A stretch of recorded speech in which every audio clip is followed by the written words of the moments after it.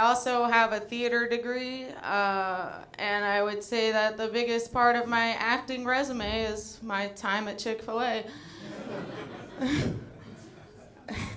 For real, though, like I went in for the audition, or the interview, as they call it, and the guy that was interviewing me, he was like, he goes, "So what's your desired salary?"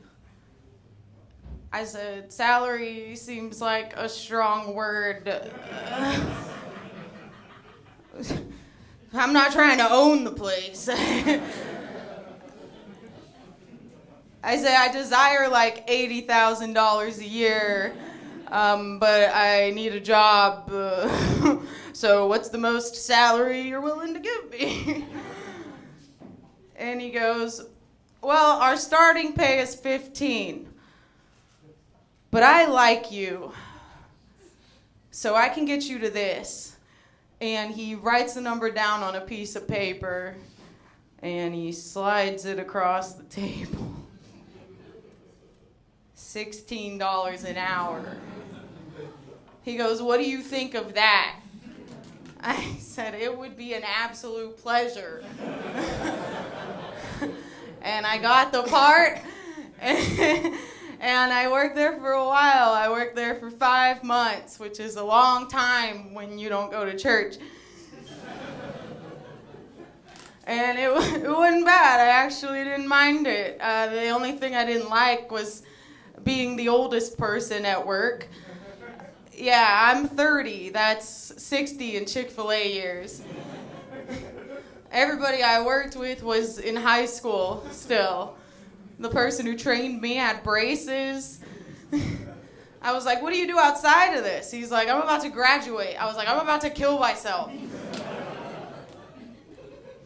And they never asked me anything else about my personal life. But I had fun working there. It made me feel pretty good being the oldest. After a while, I was like, "I'll teach these kids about life." You know? I remember one time the ice cream was coming out all funky, and I turned to one of the kids. I was like, "What is this, McDonald's?" They go, "Shh, you can't say that around here." I was like, "You can't. I'm an adult."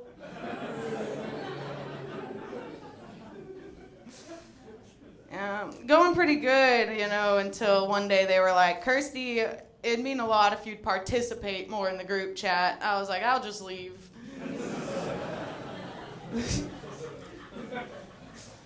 I'm too old for this.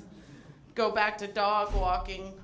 I'm a pretty good dog walker. People ask me a lot. They're like, "You feel safe walking around alone by yourself in all these cities?" And I go, "Yeah, I feel fine." And they go, "Oh, because you have the dog." "No, because I'm carrying a bag of shit. And I'll hold on to it way longer than I need to. I don't think you need a gun when you have a bag of shit." No one ever agrees with that. I should probably get a gun. All right. Yeah. I don't know if y'all can tell by looking at me, but I don't have a house.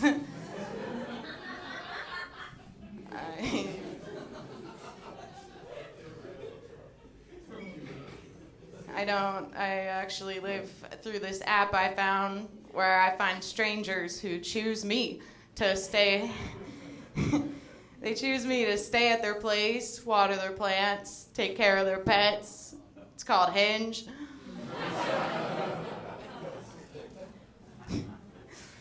No, but I do live through that way. I just go from house to house. I was calling myself a serial pet sitter, but I thought that sounded kind of creepy, so now I call it serial dog watching. I hate that that's not funnier. I think it's pretty good. It'll get there, won't it? But I do live that way. I go from house to house, and I've been doing it for a while, and usually it goes pretty good. But one time I was taking care of this cat, and when I came home, I discovered that the cat had gotten into my dirty laundry and chewed up only my underwear. So, weird way to find out you have a yeast infection.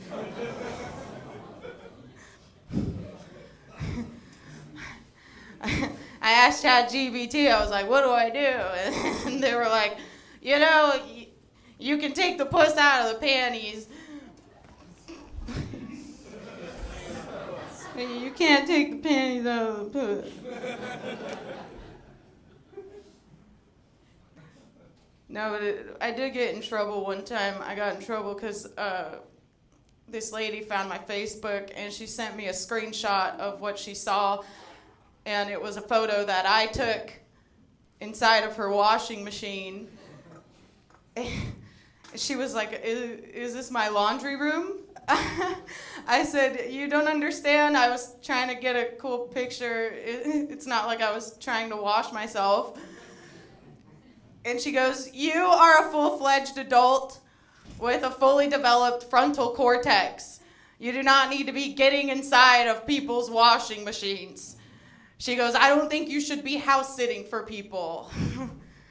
I think she's just jealous because she's not skinny enough to fit into her washing machine.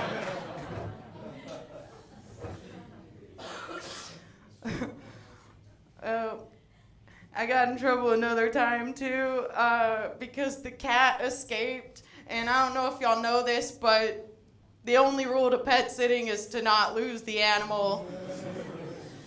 So I can understand why he was pissed.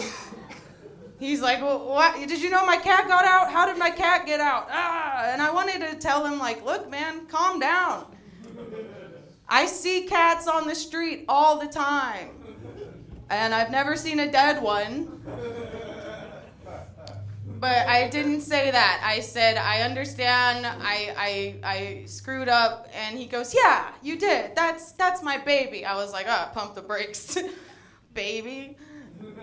Can you imagine if I was taking care of babies and I lost the baby and the owner's like, where's my baby? And I said, look, calm down. I see babies all the time. I've never seen a dead one.